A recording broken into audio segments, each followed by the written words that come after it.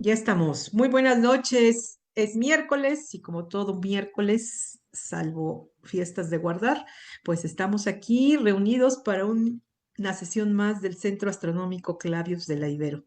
Bienvenidos y bienvenidas. Y hoy me da mucho gusto darle la bienvenida a nuestro invitado de hoy, Ricardo García. Ricardo, muchas gracias por estar hoy con nosotros.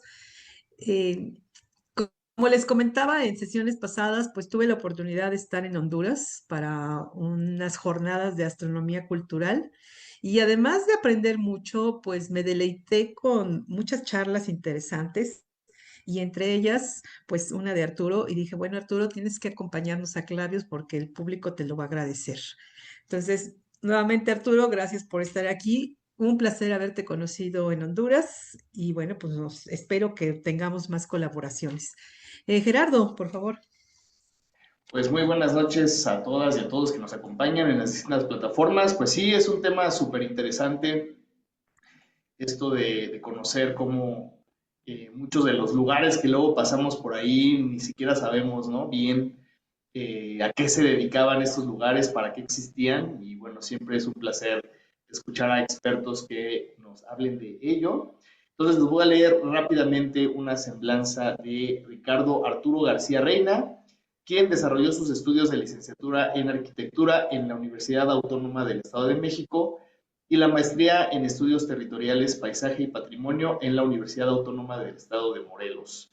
Es egresado del doctorado en estudios arqueológicos de la Escuela Nacional de Antropología e Historia. Sus áreas de interés son la arqueoastronomía, la arqueología del paisaje, la arquitectura prehispánica y el urbanismo.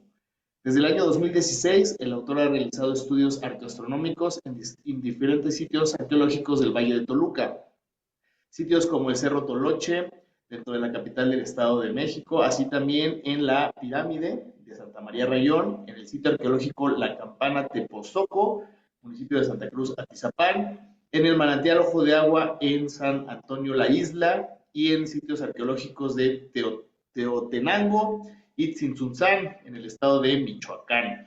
Es autor de un par de publicaciones sobre el Cerro Toloche y el paisaje de Sinteopa, Amatlán de Quetzalcóatl, en el estado de Morelos. Pues, estimado Arturo, muchas gracias por estar aquí con nosotros. El micrófono es tuyo y al final, si nos permites, pues tal vez hay algunas preguntas y comentarios después de tu charla. Muchísimas gracias por estar aquí. Ok, muchas gracias a ustedes por la invitación, Lorena, por este espacio para poder conversar con ustedes acerca de justamente como señalaban, de esta relación, Gerardo, de estos sitios del pasado con el cielo. Estoy muy contento de poder estar aquí con ustedes y de platicar sobre lo siguiente. Entonces voy a compartir la pantalla y listo. Y voy a minimizar esto. Muy bien, Está cargando todavía ok, en unos segundos, yo creo que ya la vemos. Ahí está ya, perfecto. listo. Muy bien, Ahí la entonces vemos. precisamente este es el título de esta charla, el Cerro Toloche, arquitectura, paisaje y cielo. Vamos a hablar acerca de cómo la arquitectura prehispánica va a establecer una estrecha relación con su paisaje circundante y con los fenómenos del cielo. Y en esta escena estamos observando precisamente el Cerro Toloche del lado derecho, justo arriba del logo de Clavius. Se asoma una pequeña loma que es el Cerro Toloche, un cerro que se encuentra aquí en la capital del Estado de México, en Toluca, y que en su cima se desplanta un sitio arqueológico, un embasamento y un par de estructuras que lo que apunta es que posiblemente era la antigua capital de esta región. Y al fondo alcanzamos a ver del lado derecho el Nevado de Toluca, todo el valle que desciende hasta atravesar cerros como el de Tenango, el Cerro de Putla, el Calvario de Metepec. Entonces, en un paisaje, como lo denomina la doctora Albores, un paisaje lacustre de altura y de volcanes. Muy bien, entonces vamos a comenzar. Y el asunto es que las diferentes sociedades a lo largo del tiempo han establecido relaciones con los fenómenos del cielo. Todos los fenómenos celestes, las sociedades van a establecer algún tipo de relación y esa relación va a permear la cultura de las que estamos hablando. Lo podemos ver con el tema de la astrofotografía, lo podemos ver con el asunto, por ejemplo, de las selfies con el sol, los observatorios, la cultura popular con el tema de la música, o inclusive aquellos observadores del cielo. Todas estas imágenes, e inclusive del lado izquierdo, estos fenómenos de la astrología, pues son diferentes formas en las que las sociedades, tanto del pasado y del presente, se están relacionando con los fenómenos del cielo. Y es importante porque en esta relación, como lo mencionábamos, se permea a cada una de las diferentes culturas. Y es aquí donde aparece la cuestión de la arqueoastronomía. La arqueoastronomía, que es una disciplina que ha tratado de entender cómo las sociedades del pasado se relacionaban con los fenómenos del cielo y cómo esta relación se quedó plasmada en su cultura, en su organización, en sus mitos, en sus cosmovisiones. Pero que para el campo de la arqueoastronomía, la forma en la que se estudia esa relación con el cielo es a través de la cultura material que llega hasta nuestros días en forma de un registro arqueológico. Entonces, para el caso de las sociedades mesoamericanas, que son en el que nos vamos a enfocar en la charla de hoy, los fenómenos del cielo que ellos observaban era principalmente el movimiento del disco solar a lo largo de los diferentes horizontes, la ciclicidad de este tipo de fenómenos, pero que algo importante señalar es que era una observación a ojo desnudo, sin instrumentos. Conformaban, más adelante vamos a hablar sobre estos calendarios de horizonte, pero esta observación del cielo a ojo desnudo era una manera en la que ellos relacionaban los astros, el paisaje y la temporalidad. Entonces, esta construcción de observaciones a simple vista, como mencionábamos, no empleaban aparatos o algún tipo de instrumento en especial, sino solamente una observación de los astros en su movimiento tanto en el oriente como en el poniente, en el que iban en algunos puntos marcando o conjugando la salida o el ocultamiento, por ejemplo, del disco solar en ciertos rasgos del paisaje en fechas que para ellos eran calendáricamente importantes, construyéndose este concepto del calendario de horizonte, que no es exclusivo de las sociedades mesoamericanas, sino diferentes culturas a lo largo del planeta han desarrollado relaciones de esta naturaleza. Sin embargo, pues en este caso, esta relación que se va a establecer entre paisaje, cielo y temporalidad, uno de los elementos intermediarios va a ser la arquitectura. Y de la arquitectura, tres aspectos importantes, que en este caso es su forma, qué forma tienen estos edificios, las distancias, las alturas, los basamentos, los centros, los posibles ejes de simetría, el emplazamiento, es decir, dónde están ubicados estos lugares, y por último, qué orientación espacial tienen. Entonces, estos tres aspectos son los que nos van a ayudar a aproximarnos a ver qué tipo de relación establecieron las sociedades del pasado con los fenómenos celestes. Entonces, recordemos que es una arquitectura, en este caso exterior, es una arquitectura del espacio abierto. Tenemos estas diferentes estructuras piramidales con elementos constructivos como el tablero y el talud, el espacio abierto, estas plazas. Aquí estamos viendo algunas imágenes de Teotihuacán. Estos ejes urbanos que además de determinar la axialidad de un centro, también va a ser parte de la traza del resto de los barrios que se van a congregar alrededor. La congregación de asentamientos humanos e inclusive otra forma de integraciones como la integración plástica en la que la pintura mural se va a complementar con la arquitectura. Los túneles excavados en las bases de las pirámides van a ser también elementos que van a estar relacionados con los fenómenos del cielo.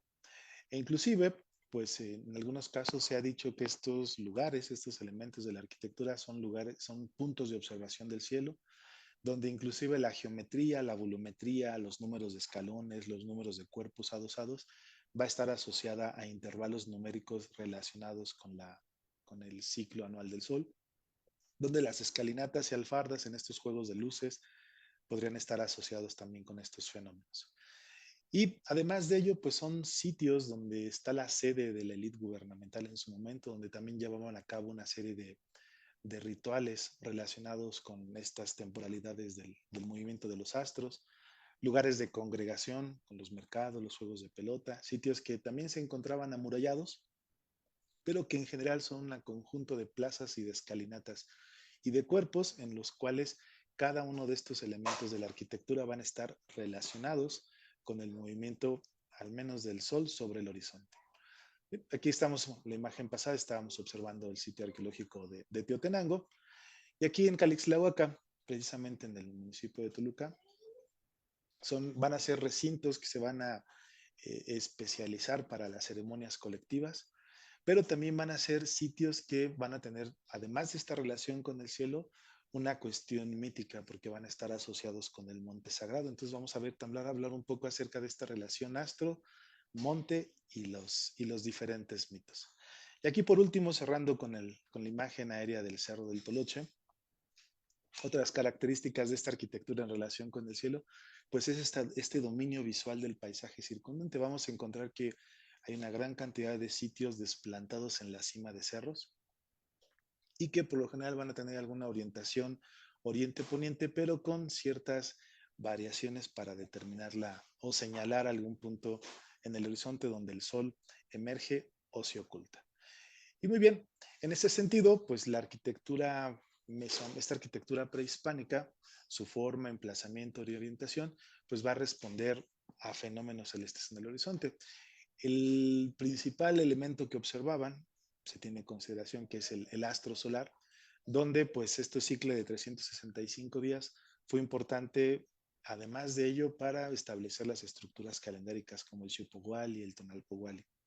Y entre los eventos solares que los diferentes arqueoastrónomos e investigadores han determinado que eran importantes para el pasado, pues están los puntos solsticiales, los días del paso cenital y la división de este ciclo del Sol sobre el horizonte en divisiones de 13 y de 20 días, así como los días que corresponden al cuarto de año.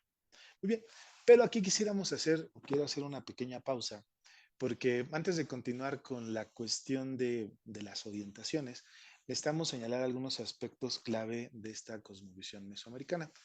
Y lo primero de ellos es el Cerro Sagrado. Lo que nos señala López Austin es que uno de los modelos míticos del pasado va a ser esta figura del monte.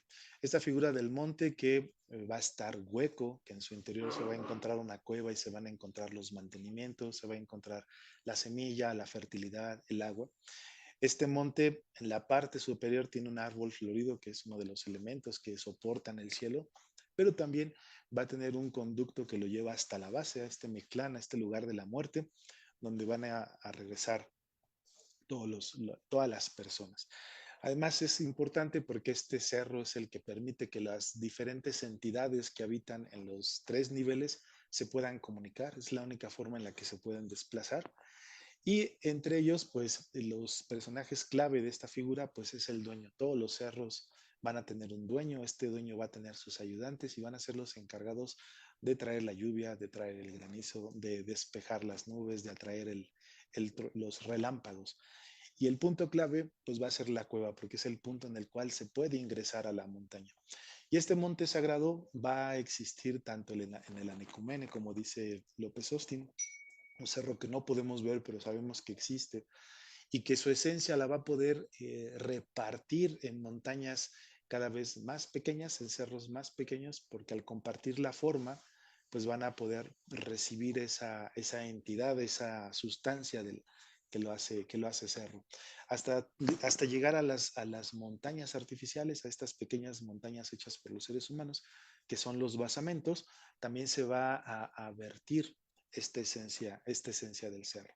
Entonces, por otro lado, también nos va a decir que el cuerpo humano, pues el cuerpo humano no es una concepción, o no es una concepción como lo tenemos hoy en día de una mente y la cáscara como tal, o el cuerpo como tal, sino que para el pasado mesoamericano se considera que el cuerpo, la cáscara, era receptáculo de 3 entidades importantes que lo habitaban, que es la Teyole, el Ijillot y el tonali.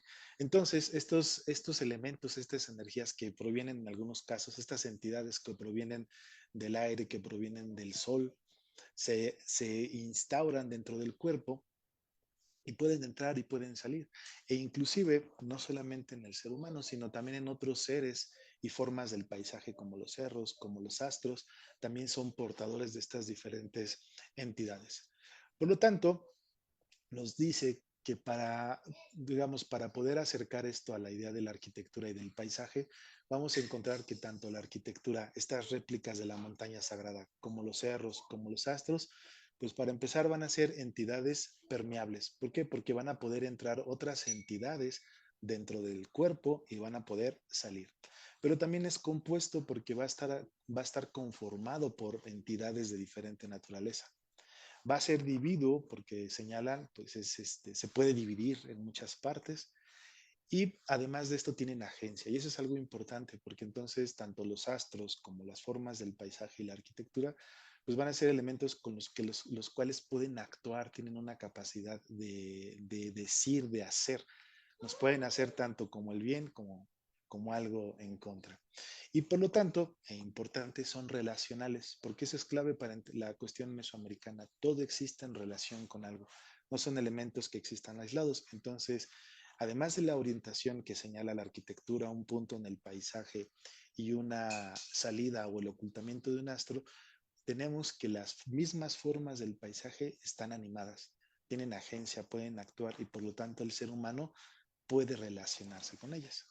Bien, y es por eso que para el estudio ya entrando un poco más en el asunto de la materia, el asunto es que la arquitectura prehispánica son ya prácticamente casi 100 años de investigaciones. Tenemos uno de los primeros trabajos ya del siglo XX, 1930 y tantos, con Ignacio Marquina, que comienza a hacer un estudio de las pirámides, cómo están orientadas a diferentes fenómenos celestes o cómo podrían estar señalando alguna aparición, algún ocultamiento de alguna estrella. Entonces, de los diferentes elementos, lo que se ha identificado es que la arquitectura mesoamericana es primordialmente solar. Y bien, además de esto, pues, además de esta observación que fue fundamental para la cuestión de los mitos, para el establecimiento de una religión y más adelante para un conocimiento sobre los fenómenos del cielo, algo importante que señala el doctor Galindo es que esta relación, este orden que veían en el cielo, fue importante para trasladarlo a la sociedad en una forma de ordenamiento calendárico. Y eso es importante porque lo que nos dice el doctor Galindo es que ellos iban a dividir este ciclo solar de los 364 o 365 días en diferentes intervalos de tiempo. Una propuesta es que a partir del 22 de diciembre de este solsticio, de esta esquina, cada 13 días era importante para las sociedades del pasado. Lo que lo estamos viendo en este pequeño esquema. El 22 de diciembre es el punto de arranque y a partir de ahí ellos iban contando cada 13 días. 4 de enero, 17 de enero, 30 de enero, 12 de febrero, 25 de febrero. Pero también había ocasiones en las que podrían hacer intervalos de 20 días y también hay otras propuestas en el que existían intervalos de 9 días y de 7 días. De forma tal que el horizonte para un sitio en el que llega a nosotros en una forma de un sitio arqueológico, los horizontes de estos lugares, las formas del paisaje, como las intersecciones, alguna cima, algún pico o algún volcán que visualmente fuese importante y significativo, iban a buscar el lugar dentro del paisaje donde el astro solar se conjugara con esa intersección del paisaje en una de estas fechas que para ellos será significante, lo que da origen al concepto que platicábamos al principio, que es el calendario de horizonte. Y tendríamos, como dice el doctor Morante, calendarios de horizonte naturales, que es cuando empleaban las formas del paisaje para hacer esta disposición, o cuando modificaban el paisaje para identificar este movimiento del astro sobre el horizonte. Entonces, aquí estamos observando una propuesta de la doctora Johanna Broda, una de las principales investigadoras respecto al tema, para la zona de Cuicuilco, el horizonte oriente, de cómo los diferentes cerros, desde el Popocatépetl, el Iztaccíhuatl, el Papayo, el Monte Tlaloc, van a estar señalando fechas importantes para, este asentamiento. Sin embargo, una de esta gama de familias que les llaman de orientaciones, las que les consideran como orientaciones pan-mesoamericanas, porque se encuentran en la mayor parte de los sitios, son 4 fechas que aluden al 29 de abril, 12 de agosto, 11 de febrero y 29 de octubre. Algunos autores agregan un día más, un día menos, dependiendo del pivote, ¿no? del punto de arranque. Sin embargo, la pregunta es, bueno, ¿qué significan estas fechas? Existen diferentes propuestas, diferentes hipótesis. Sin embargo, una de las ideas que ha tenido un mayor peso ha sido la cuestión de que es una relación con el ciclo agrícola. De forma tal que Franz Tiki señalaba que posiblemente estas fechas eran una forma de establecer un año solar para un calendario de trabajo que se adaptara precisamente a las diferentes fases del crecimiento del maíz. Ivanishevsky, profundizando un poco respecto de Teotihuacán, por ejemplo, señala que posiblemente estas 4 fechas estarían relacionadas, por ejemplo, la de febrero, con esos trabajos para preparar el campo. La de abril, posiblemente cuando el campo ya está listo, ya está comenzando el proceso de la siembra. La tercera fecha, que sería la de agosto, pues podría estar relacionado con la cosecha del maíz, pero en el fruto tierno, en el fruto del elote. Y la cuarta fecha, la última, que sería la del 29-30 de octubre, posiblemente con la última etapa del maíz, que ya es una mazorca, lo cual podría estar indicando el corte ya propiamente del maíz de seco. Y señala que estos elementos eran relevantes, conocer el movimiento del sol en el horizonte y asociarlo a una estructura calendárica, porque era una forma de poder prevenir las pérdidas dentro de las cosechas, de forma tal que el horizonte, el sol y los intervalos de tiempo eran signos que les avisaban sobre ciertos fenómenos que podrían aparecer, como las heladas tempraneras, y que podrían anticiparse a dichos fenómenos ambientales. Sin embargo, hay algo muy interesante que señala tanto la doctora Johanna Broda como la doctora Albores, que estas fechas estaban tan arraigadas dentro de la colectividad de las sociedades mesoamericanas que cuando llegan las órdenes mendicantes y se da este proceso de sincretismo no se pudieron eh, eliminar, por así decirlo, de forma tal que esas 4 fechas importantes mesoamericanas se amalgamaron con el santoral, en este caso con la tradición católica, dando origen a 4 de las fechas más importantes de nuestro país en relación con el culto católico y el ciclo agrícola del maíz, que es el 2 de febrero, el Día de la Candelaria, la Santa Cruz el 2-3 de mayo, la Asunción de la Virgen el 14 y el 15 de agosto y el Día de Todos los Santos el 1 y el 2 de noviembre. Sin embargo, también señala la doctora Albores que este grupo de fiestas tendría otro grupo de fiestas asociadas con estas festividades y con el crecimiento del maíz, que son las que se encuentran en los solsticios y en los equinoccios. Por ejemplo, para el equinoccio de primavera, la fiesta de San José; para el equinoccio de otoño, la fiesta de San Mateo; y para los solsticios de invierno, el nacimiento del Niño Dios; para el de verano, el día de San Juan. Entonces, han identificado que este conjunto o este aglomerado de 8 fiestas, que sigue muy presente en muchas de las comunidades agrícolas aquí del Valle de Toluca, podrían tener un origen prehispánico en esta idea del sol sobre el horizonte. Muy bien, sin embargo, además de esto que estamos comentando, el mismo cerro, que es donde se desplanta esta arquitectura con esta orientación, con esta capacidad para relacionar lo que se encuentra en su entorno, como lo acabamos de señalar, una figura importante por sí misma es el cerro. Es el lugar, como decíamos, donde se comunican los diferentes niveles, donde en el interior se guarda el sustento de las comunidades, son considerados grandes vasos de agua que se tienen que romper para que moje los campos. Tiene un dueño y sus ayudantes, los tlaloques, los chaneques, son los encargados de pues llevar la lluvia a las comunidades. Y prácticamente, como decíamos, la esencia de este cerro se va trasladando. Aquí lo estamos observando, posiblemente para la sociedad mesoamericana, el Nevado de Toluca era este gran monte sagrado, que a su vez su esencia venía de un cerro sagrado de la Necumene, de algo que no se podía ver, y a su vez el Nevado de Toluca como monte sagrado, iba depositando su esencia en montes más pequeños hasta llegar al Cerro Toloche y en la cima, como vemos aquí en la imagen, en la misma estructura que sería el cerro artificial. Pero hay otra cosa también importante que señalar. Habíamos mencionado la importancia de los mitos como estos relatos, estas narrativas que dan sentido a la sociedad del pasado, un sentido colectivo acerca del origen.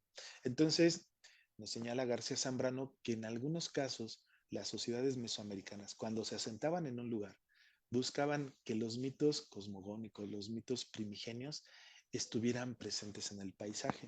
Es decir, cerros que parecía que estaban cortados o cerros que aludieran a la salida de los seres desde la parte del nivel del Mictlán hacia la parte superior, el nacimiento del disco solar o la forma en la que el paisaje o el cerro devora al sol para que haga su tránsito por debajo del mundo, pues son elementos míticos importantes que daban sentido y que las sociedades del pasado, según García Zambrano, buscaban que se percibieran en el paisaje, evocaban los mitos en el paisaje y que además pues estos mitos estaban asociados también con estos fenómenos celestes, principalmente de la salida y del ocultamiento del disco solar. Entonces, lo que señala todo esto de lo que estamos comentando es que entonces los cerros, en esta relación entre el cerro, el paisaje, la sociedad y la arquitectura, pues los cerros van a tener un comportamiento semejante al de los seres humanos, de forma tal que los seres humanos van a poder establecer un diálogo con ellos, una petición con ellos, en este sentido de un don y un contradón, según Mauss. Entonces, en estas relaciones en las que los seres humanos entablaban un diálogo con los fenómenos celestes, con los fenómenos meteorológicos y con las montañas, pues prácticamente van a participar no solamente ellos, sino plantas, animales, lo que acabamos de platicar, astros, fenómenos meteorológicos, las mismas formas del paisaje, porque todos, en términos de Ivaniševski, son objetos sociales, podemos relacionarnos con ellos. Entonces, y aquí es muy importante señalar, que la observación del cielo no es solamente una observación en el sentido astronómico, sino es una observación de relación. Lo observo para relacionarme con él, para poder establecer un diálogo con él. Estamos obligados a interactuar con ellos. Entonces, en este caso, pues los cerros van a ser elementos intermediarios entre el mundo de los hombres, entre el mundo material, entre todo lo que los rodea en ideas de Ivaniševski. Por eso, aquí una de las propuestas del investigador polaco es que estos lugares no son propiamente observatorios astronómicos, sino son campos relacionales, porque ellos no estaban haciendo una observación astronómica en el sentido occidental, sino lo que estaban haciendo era establecer una serie de relaciones, que una serie de relaciones se desplegara frente a sus ojos, donde se incorporaran seres humanos, no humanos, los astros, la arquitectura, las cosas del paisaje, los fenómenos meteorológicos y principalmente las actividades de los seres humanos. De forma tal que cuando el sol llegaba a un punto en el horizonte que estaba señalado por el eje de la arquitectura, era el momento en el que ese campo de relaciones se activaba y podía suceder algo en el mundo. Muy bien, entonces con estas ideas previas, con este pequeño bosquejo teórico, nos acercamos al Cerro Toloche. Aquí estamos observando el Cerro Toloche. En primer plano se alcanza a ver el basamento, una cruz. Esa es la estructura principal. Después atrás un par de plataformas y del lado derecho, bueno, la zona por la cual se accedía al cerro. Algo interesante del Cerro Toloche es que el basamento se encuentra no en el centro de la cúspide, sino que se encuentra en un extremo que da hacia la ladera del cerro, hacia la ladera norte, por así decirlo. Está cargado hacia el norte. Y al fondo, pues percibimos el Nevado de Toluca, los cerros de Tlacotepec, el cerro de Putla, los cerros pequeños, el Calvario de Toluca, la Bombonera, aquí la Casa de los Diablos Rojos casi al fondo, pero era el paisaje en el cual se desplantaba. Entonces, lo primero que hacemos en este tipo de elementos es vamos al sitio, hacemos un levantamiento arquitectónico, medimos todas las estructuras. En algunas ocasiones nos podemos apoyar de algún dron para generar una ortofoto del sitio y hacemos un levantamiento arquitectónico y lo dibujamos.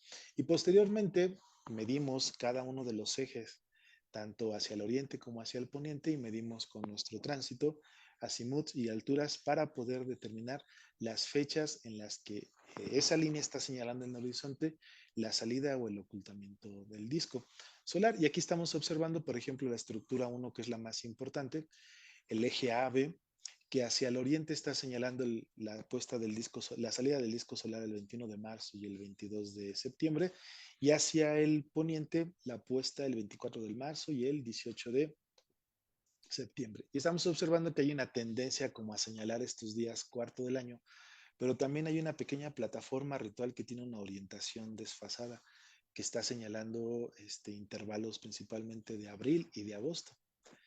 Y una estructura 3 que se encuentra señalando ya no los días mediados de septiembre, de marzo, sino finales de marzo. Muy bien, entonces eso sería el primer paso, identificar qué elementos de la arquitectura están señalando qué fechas.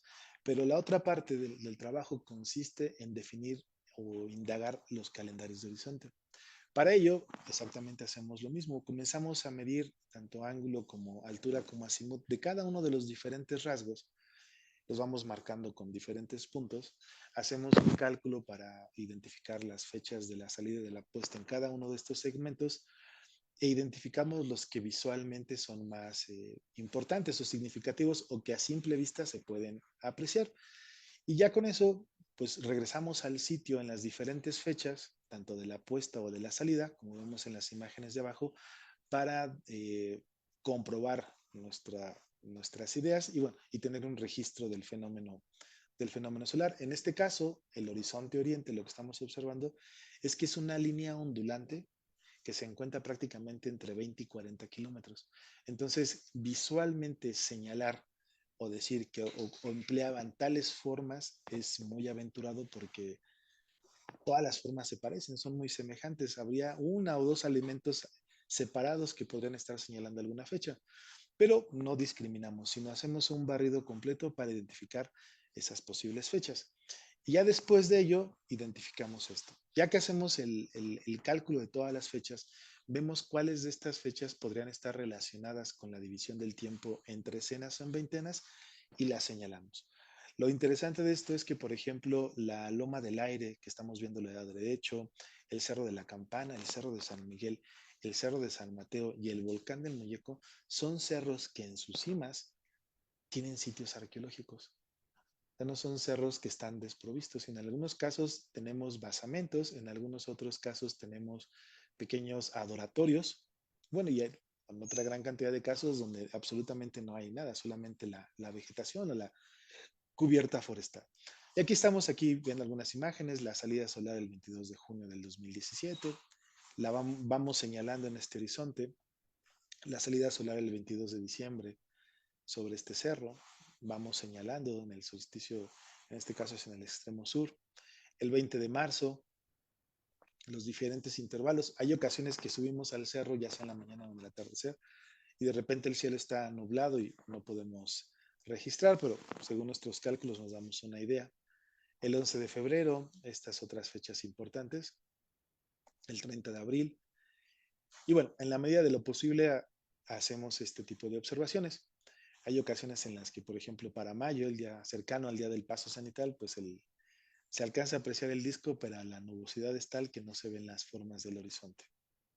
Y, por ejemplo, el 26 de julio, cielos ya nublados en el hecho de que subes al cerro y prácticamente tienes que bajar casi corriendo porque ya viene la lluvia, ya vienen los relámpagos. Entonces vamos conformando las fechas. Y ya después que identificamos las fechas, vemos cuáles son las que posiblemente estarían señalando estos intervalos.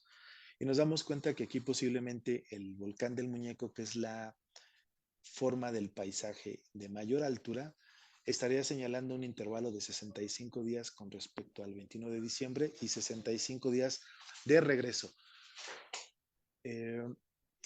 Y del otro lado, el 22 de junio. La otra de las propuestas es el Cerro de Mateo, que es un cerro que se encuentra aislado y que visualmente se puede apreciar bien la salida del disco solar. Podría estar señalando estos intervalos de 85 y 280 días. Y bueno, aquí marcamos en un mapa el sitio que es el Cerro Toloche y las diferentes formas del paisaje que están señalando los intervalos. Y nos damos cuenta que hay una asociación de 3 intervalos por forma del paisaje, principalmente en estos elementos. Muy bien, pero la pregunta es esa y es una pregunta válida. Es decir, bueno, ¿cómo podríamos decir cuál era la fecha importante, cuál era la forma importante para ellos, dándonos cuenta que la línea ondulante es muy lejana y poder definir a simple vista una forma del paisaje es muy complicado? Entonces, posiblemente si el sitio tiene si el cerro tiene en la cima algún sitio arqueológico o tiene algún adoratorio, pues podría ser indicador de que posiblemente ese sitio tenía algún tipo de relación con el Cerro Toloche en esta fecha. Muy bien, y aquí, e inclusive, y es algo que también han trabajado diferentes investigadores, la arquitectura se mezclaba con el horizonte, se relacionaba con el horizonte, con las formas del paisaje y con un evento celeste para marcar también estas fechas. Y aquí lo estamos observando en esta línea que va desde la estructura semicircular al centro de la estructura número 1, podría estar señalando posiblemente la salida solar entre el 20 y el 23 de marzo. Muy bien. Sin embargo, cuando miramos hacia el otro horizonte, que es el horizonte poniente, nos damos cuenta para empezar que es un horizonte cercano. Y este horizonte va a estar enmarcado por el Cerro de la Teresona, que es este gran cerro que estamos observando, la ladera del Nevado de Toluca y del otro extremo el volcán de San Antonio. Entonces, es un horizonte que no se encuentra ni a 20 ni a 40 kilómetros, es un horizonte que está prácticamente a 3, 4 kilómetros, lo que hace que visualmente sea más fácil registrar la posición del disco solar en alguno de estos elementos. Y aquí lo estamos observando. Para empezar, el 21 de diciembre observamos que el Sol se oculta exactamente en la intersección de la Teresona con el Nevado de Toluca. Entonces, este es el primer indicio de que ese lugar es intencional, de que si establecieron esa arquitectura justo en ese punto, es por la importancia que tenía para ellos marcar este extremo del sol sobre el horizonte. Pero también del otro extremo, nos damos cuenta hacia el 22 de junio que cuando el sol baja del Cerro Chichipicas y llega a una porción horizontal, en ese cambio de pendiente se colocaría en el otro extremo. Y ya las otras fechas, por ejemplo, 20 de marzo, el 11 de febrero, son fechas que se van marcando sobre el horizonte, pero no hay un rasgo claro que nos diga la intencionalidad. Sin embargo, el día 30 de abril, que es otra de estas fechas, se oculta donde baja exactamente la Teresona, lo estamos viendo en la imagen de acá abajo, y la parte con la intersección del cerro de Chichipicas, el día 30, 29 de abril. Y en el otro extremo, la cima del cerro Chichipicas, cercano al 15-16 de mayo, día del paso cenital para la zona de Toluca, sobre casi la cúspide de este elemento. Entonces, aquí estamos viendo la puesta solar del 22 de diciembre, en esta intersección, marcamos exactamente dónde se coloca. Aquí para el 22 de junio, marcamos la otra intersección. Y así cada una de estas fechas que aparentemente son importantes, como esta del 11-12 de febrero, en ese cambio de pendiente del cerro, o bien el 30 de abril, como les mencionaba, que ya corre un poco desfasado, hasta el 15 de mayo, que es muy cercano a la cúspide del Cerro Chichipicas. Entonces, con base en eso, identificamos todos estos intervalos, marcamos las fechas, y lo que sigue sería identificar cuáles son los intervalos de tiempo que podrían haber sido significativos para ellos.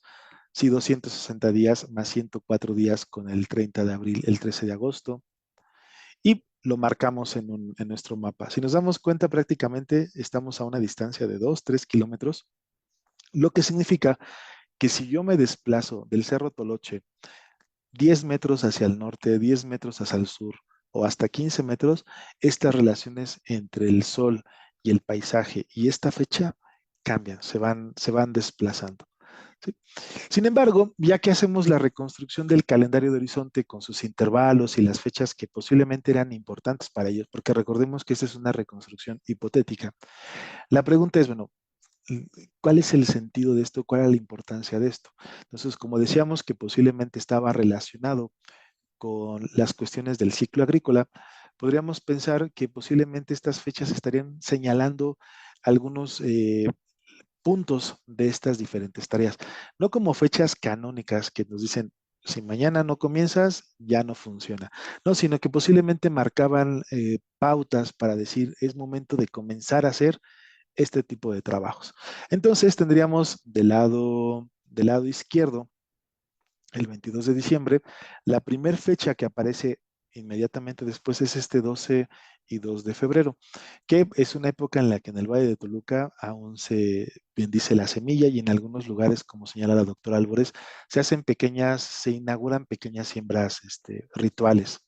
Posteriormente, cuando el sol llega al punto más alto del cerro de la Teresona, donde está la Piedra de la Campana, un lugar muy importante, estaría marcando estas fechas de marzo, donde posiblemente es el inicio de la siembra, porque lo que nos señala la doctora Álvarez para el Valle de Toluca es que hay siembras mayoritarias en marzo, los famosos marceños, y en abril, los abrileños.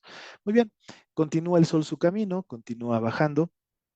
Prácticamente cuando llegamos al 30 de abril, que podría estar relacionada con esta fecha del 3 de mayo, pues el maíz ya se sembró. En algunos lugares se está terminando de sembrar, pero es momento de la petición de lluvias, es momento en el que necesita comenzar ya a llover en el Valle de Toluca para el crecimiento, asegurar el crecimiento del maíz.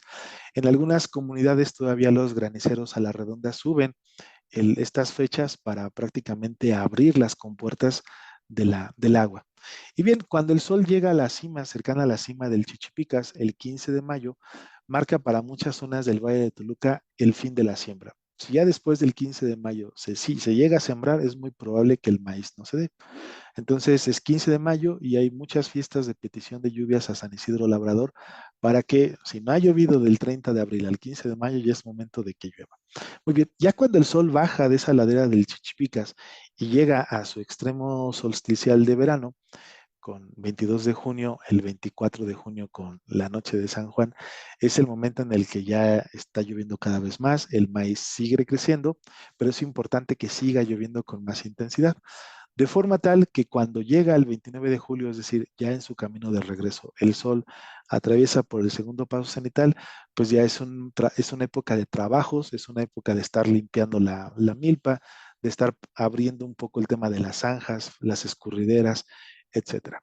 Y cuando el sol regresa al 13 de agosto, 15 de agosto, es cuando se comienza a cosechar todo el fruto tierno, todos los elotes. Y es una fiesta que está dedicada a la Virgen, a la Asunción de la Virgen María. Y se hace un agradecimiento por estos frutos tiernos. Pero a partir de ese 15 de agosto, 13 de agosto, en lo que el sol sigue en su camino de regreso hacia el 22 de septiembre, 21, 22 de septiembre, es el momento en el que el maíz comienza a endurecer. Sigue llenando, pero también sigue endureciendo. De forma tal que el 22 de septiembre ya el maíz continúa en su endurecimiento, perdón, pero también comienza época de heladas que le van a ayudar a que este maíz acabe de secarse. Muy bien, sigue su camino para llegar al 29 de octubre, que es el momento en el que los graniceros en algunas comunidades suben a los cerros para cerrar las compuertas. Ya no puede seguir lloviendo, es momento de cerrar la compuerta para que no se desperdicie el agua. Y es lo que inaugura el Día de Todos los Santos en algunas comunidades, el comienzo de la cosecha de la mazorca ya propiamente. Entonces, a partir de esta fecha de noviembre, el sol sigue su descenso hasta llegar al solsticio. Otra vez, el 22, 24 de diciembre con la fiesta del Niño Dios. Y es el fin de la cosecha, es el momento en el que ya todo tiene que salir del campo. Y en muchas comunidades todavía es así. El 22, 24 de diciembre ya se sacó todo lo del campo, toda la mazorca ya se lleva a las casas, a los incolotes, y lo único que se puede quedar a lo mejor es el rastrojo, etcétera. Se hace un agradecimiento por este maíz maduro y continúa otra vez su camino de regreso. Se prepara el campo posiblemente del 22 de diciembre al 2 de febrero. El campo está descansando, se comienzan a hacer trabajos, pero no es hasta el 2 de febrero que comienza propiamente otra vez el trabajo para preparar la tierra. Y es un ciclo que año con año pues se va desarrollando. Aquí lo veíamos, posiblemente estas otras estructuras están señalando fechas como el 16 de abril, 28 de agosto, posiblemente aludiendo a alguna fecha importante. Señala Alfonso Caso que posiblemente este 6, 16 de abril esté asociado con el inicio de año Matlatzinca, según un calendario que se tiene. Sin embargo, eh, esa sería una propuesta. Sería pensar que el horizonte funcionaba como una especie de calendario en el cual les avisaba de qué tareas se tenían que comenzar a realizar. Muy bien. Sin embargo, y esto es importante ya para comenzar a cerrar esto, que estas figuras que estamos comentando, el cerro como una entidad animada, como un ser que tiene capacidad de actuar, pues van a ser cerros, como dice Gutiérrez Tibón, van a ser cerros antropomorfizados. Se les va a asociar con alguna característica de los humanos. Entonces, por ejemplo, dice Gutiérrez Tibón que los cerros encorvados, los cerros que estaban como corcovados, que estaban así como agachados, posiblemente estaban asociados con la deidad del fuego, principalmente por este Huehueteotl que tiene un brasero cargando en su cabeza, y el paso del tiempo hacen que este personaje se encorve. Y señala posiblemente que esta figura de Coltzin o Tolotzin, que es la deidad que posiblemente le da origen al Cerro Tolotzin, sea una advocación. Como decíamos, las deidades se multiplican, se fusionan, es decir, una deidad se puede fisionar, perdón, en diferentes, pero diferentes deidades se pueden fusionar en uno solo. Entonces, posiblemente este cerro encorvado, que es el Cerro Toloche que estamos observando aquí en la imagen, pues antropomorfizadamente podría ser un cerro encorvado, un cerro que alude al fuego. Entonces, pues para de los grupos que habitaban en el Valle de Toluca, por ejemplo, entre los otomís, una de las deidades más importantes era Otontecutli, principalmente un dios del fuego. Entonces, además de esto, este Otontecutli, este dios del fuego, este dios viejo, este Huehueteotl, también está asociado con Xiuhtecutli, que es una deidad del tiempo, de los años, del que amarra las hierbas. Entonces, este, nos dice esto que posiblemente este cerro, cuando es antropomorfizado, la comunidad lo pensaba como un cerro de fuego, como un cerro viejo, como un cerro del tiempo. Bien, entonces aquí lo estamos observando, una figura de este personaje de Huehueteotl asociado con Xiuhtecutli, que podría ser una advocación del Cerro Toloche, este personaje que está ahí encerrado en su cuadro cósmico, que tiene como decíamos, la espalda encorvada, pero que algo muy importante es que estos dioses que están emparentados tienen una responsabilidad muy fuerte, que es la purificación, la transformación y la regeneración en términos de Limón Olvera. ¿Qué quiere decir esto? Que como dioses del fuego antropomorfizados en un cerro, pues son los encargados de que se den los cambios en el mundo. Es decir, que las cosas se transformen, que las cosas se regeneren, que este ciclo del que acabamos de hablar del maíz se dé. ¿Sí? Porque si el maíz no crece, si el maíz no madura, si el maíz no se seca, pues no puede completar su ciclo. Entonces es importante que esta ciclicidad del movimiento. Entonces, posiblemente este Xiuhtecutli tendría esa función de propiciar que todo se regenere, de propiciar que los cambios se den, pero es importante lo que dice Limón Olvera, es el que va a enlazar diferentes ciclos. Este ciclo posiblemente del sol, este ciclo de la planta, este ciclo de la vida humana, este ciclo de la vida del paisaje, junto con los mitos, con los ciclos rituales, etcétera, era el encargado, esta deidad, de engranarlos, por así decirlo, de enlazarlos. Entonces, y ya con esto llegamos a la última diapositiva, pues en este caso nosotros, con todo lo que hemos comentado y hemos señalado, posiblemente este cerro es un campo de relaciones en el que la arquitectura, este basamento, las formas del paisaje, los cerros, estos intervalos de tiempo que vimos, las actividades como es el ciclo agrícola, los fenómenos meteorológicos como el tema de las lluvias, las heladas, y los seres humanos y los no humanos, como los mismos cerros, pues están activados, están enlazados en esta malla de relaciones. Entonces, esta malla se activa cuando el sol está en diferentes puntos en el horizonte, que da inicio a ciertas actividades o el fin de ciertas actividades dentro de la comunidad. Entonces, pues este cerro Toloche, como objeto social que señalábamos de Ivaniševsky, pues es un cerro animado, no es una entidad inerte, sino es un cerro vivo, es un cerro activado, es un cerro social y que puede actuar. Y ese dueño de ese cerro es Coltzin, Tolotzin o el dios Tolo, que comparte su esencia, como decíamos, pues con cerros más pequeños, con cerros más grandes. Y por lo tanto, como lo hemos mencionado, que posiblemente este advocado está relacionado con este dios del fuego, con este dios del año, porque es un cerro que está, como decíamos, jorobado. Es el que carga el fuego, pero principalmente es el que se encarga de que las cosas pasen, de que los ciclos se puedan suceder. Entonces, además de esto, pues el Toloche es el centro de esa sociedad, es el, como señalan algunos autores, es un axis mundi, porque a partir de ahí se despliega el mundo a través de las formas del paisaje que delimitan el espacio para una sociedad. Entonces, la pregunta es, ¿podría ser que este Toloche es un cerro que si está vivo, que si actúa, que si tiene la agencia, posiblemente para las sociedades del pasado, era el que llevaba el conteo del tiempo? Era un cerro humanizado que carga con los años, con los amarres de las cuentas que acabamos de comentar.